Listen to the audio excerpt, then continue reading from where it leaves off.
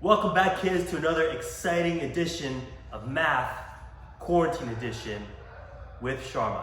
Hope you're all doing well. Last week we covered ratios. A few weeks before that we covered percents. Now it's time for the final portion of this chapter, rates.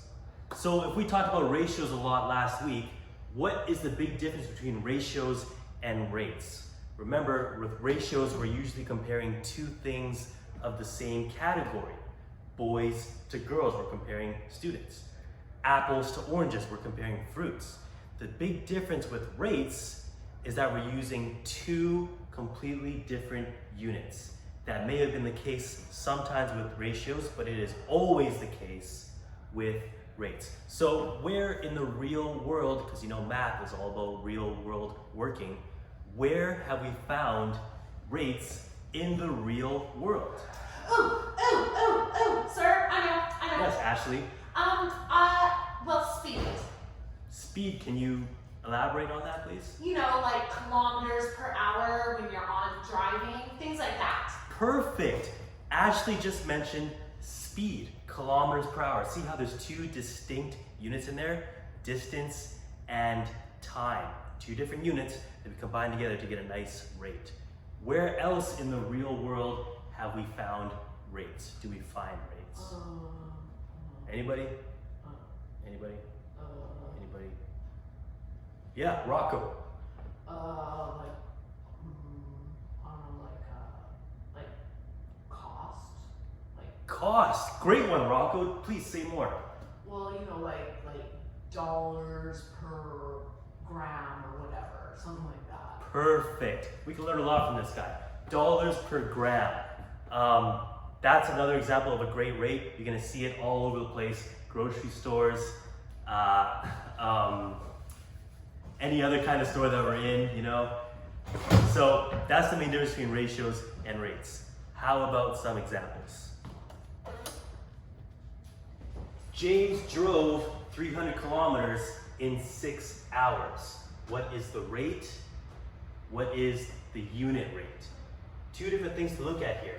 First of all, rate versus unit rate.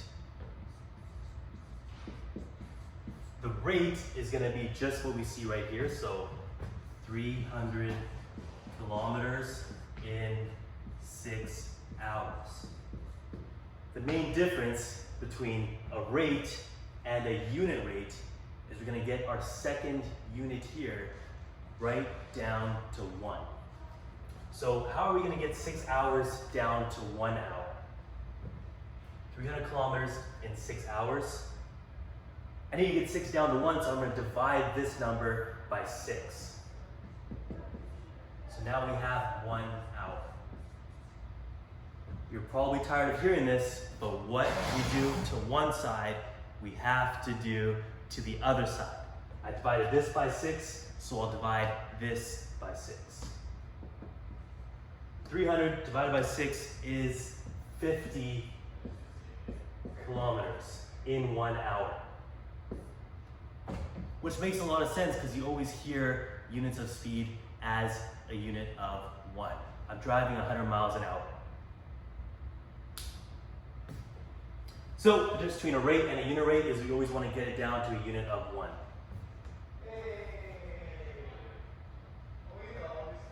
Let's try another one. Christine typed 240 words in 3 minutes. What is the rate? What is the unit rate? All right, so pretty basically, the first one, the regular rate, 240 words in 3 minutes.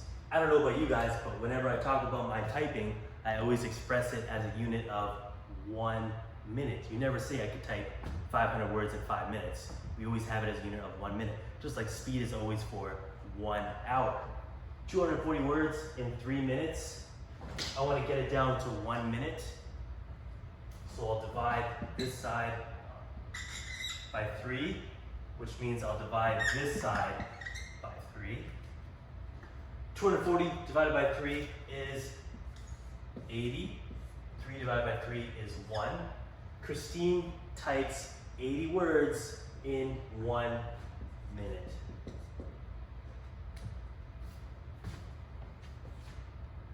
So far so good, right?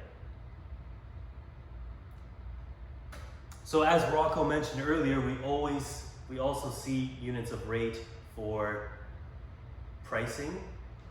So if Steve babysat little baby Georgie for 4 hours and Georgie's parents gave Steve $72, what is Steve's unit rate of pay?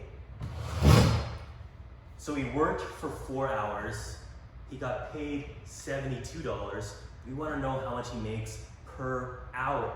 It's another unit rate. We always talk about our pay in terms of dollars per 1 hour, or per 1 day, or per 1 year if we're talking salary. So the rate is $72 in 4 hours. We want this to be as a unit of 1. So once again, we're going to divide this side by 4, which means we divide this side by 4. 72 divided by 4 is 18. 4 divided by 4 is 1.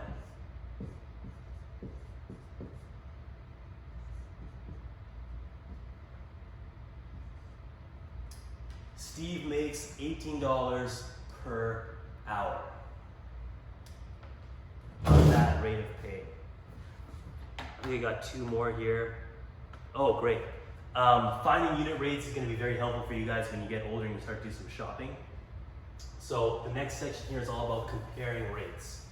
Imagine you're at No Frills and you're trying to decide between 2 different boxes of cereal. You're shopping for cereal.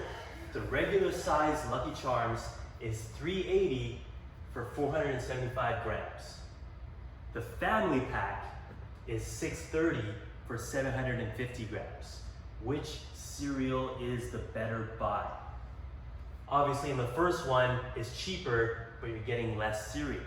The second one is a bit more expensive, but you're getting a lot more cereal. Which one is the better buy? Here's how we solve this one. We gotta make 2 unit rates and then compare them. Let's start with the first one, the regular size Lucky Charms. 475 grams. What we wanna do is we wanna break this down into 100 grams. Because as you would imagine, if we get it down to just 1 gram, that's not very helpful. That's like 1 little flake of Lucky Charms or 1 little marshmallow. Nobody ever buys that amount. So we're gonna get it down to 100 grams. So let's go with the regular size first. The regular size is 475. Actually, I'll write the price first. $3.80 for 475 grams. We want to get this down to 100 grams so we can better compare them. So I'll first get it down to 1 gram, and then I'll multiply that number by 100. 475 divided by 475, which means we divide this side by 475 to keep it even. 380, $3.80 divided by 475 is 0.008.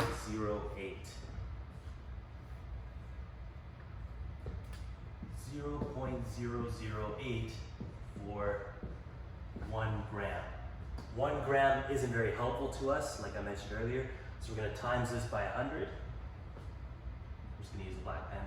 Times 100, which means we times this side by 100. 0.008 times 100 is 0.8.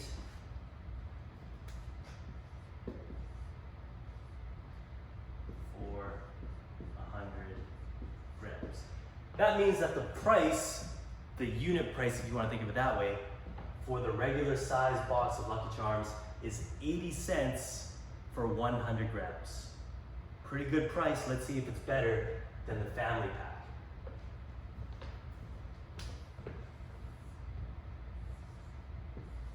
All right. family pack. It was $6.30 for 750 grams. Again, we can't directly compare these right away because we have different amounts of cereal. That's why we're doing this whole thing. So I want to get it down to 1 gram first so that I can get it down to 100 grams. So I'll divide this side by 750, which means we divide this side by 750.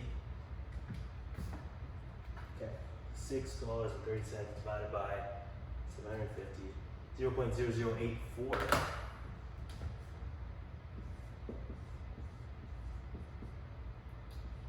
For 1 gram. 1 gram is of no use to us, so we're going to times this by 100.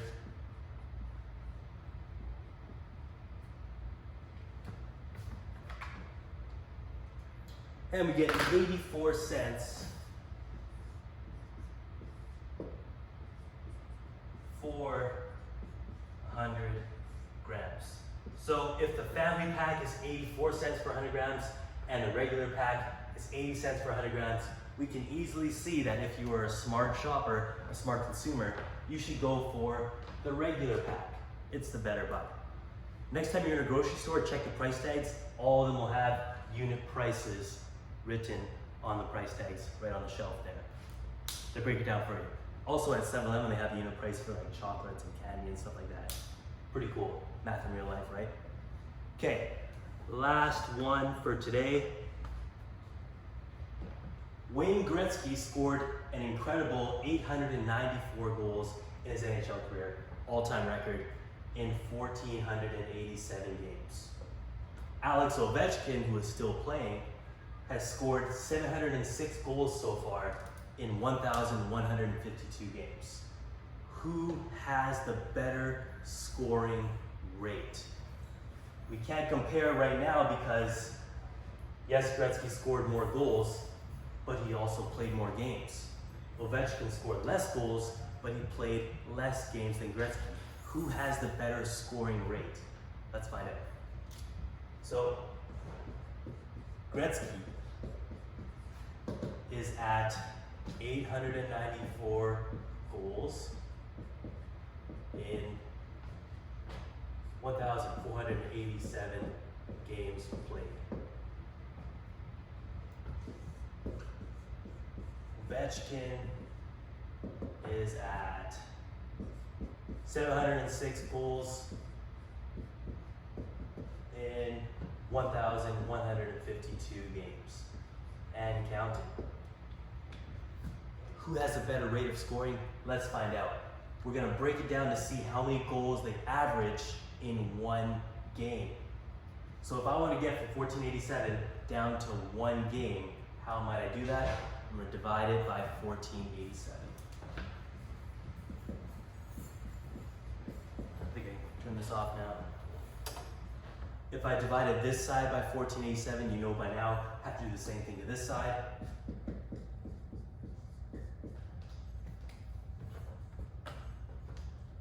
Okay, so 894 divided by 1487 is 0.60.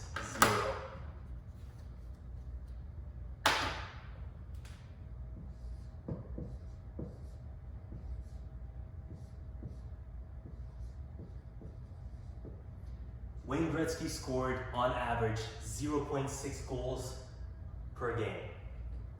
Very, very good. Incredible. Let's see if Ovechkin can beat that. He played 1,152 games. We're going to get this down to 1 by dividing it by 1,152.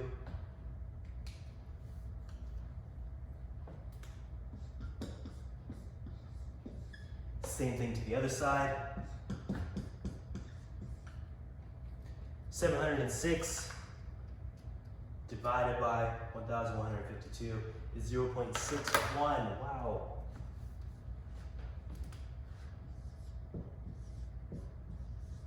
.61 goals per game. So Alex Ovechkin actually scores more often than Wayne Gretzky. Crazy. Let's see if one day, maybe in the next 5 years, he could actually beat Wayne Gretzky's untouchable goal record. That would be something. Part of history. So because Ovechkin has the greater unit rate of goals per game, he is the better goal scorer when you look at it from that angle. That's pretty much it for rates. I hope to see you guys later on today or tomorrow or on Friday, whenever it is you're coming in. Otherwise, of course, stay safe. Miss you all. Talk to you later.